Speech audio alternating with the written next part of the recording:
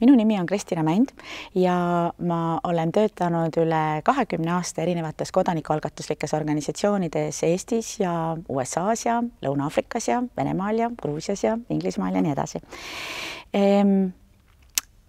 Pere teema ja eriti samasooliste vanematega pere teema on minu jaoks olnud päris tähtis juba hea 15 või 16 aastat, kui ma esimest korda kohtusin USA-s oma kolleegiga, kellel oli gei vanematest pere.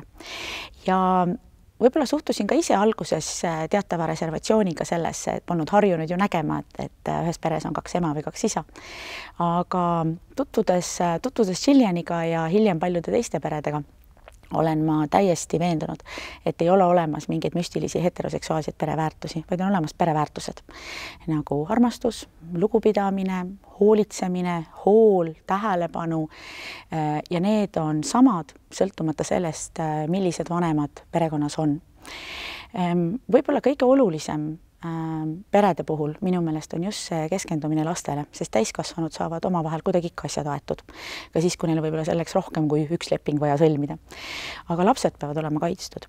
Ja minu meelest on hästi tähtis, et kui laps on väike või kui ta on ka juba suurem, olgu ta koolis või lasteaias või lastesõimes või mängides teiste lastega hoovis, ei tohi kunagi tekkida tunnet, et tema perekond on justkui vähem väärtuslik või vähem tähtis või naeruvääristatud näiteks ühiskonna või ühiskonna poolt, sellepärast, et see ei ole nii-öelda traditsiooniline, sellepärast, et kui mina noor olin, eks ole, siis sellepärast, et seal oli ainult üks vanem või oli kasuisa või kasuema või tänapäeval sellepärast, et seal on võib-olla 2 samasoolist vanemat.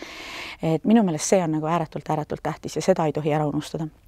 Ja teine aspekt on kindlasti ka majanduslik aspekt, et kui inimesed tahavad pere luua ja tahavad sinna peresse lapsi ja kui neil ei ole see näiteks meie ühiskonnas sellistel alustel võimalik, nagu see on heteroseksuaalsetel paaridel, siis nad lähevad ära.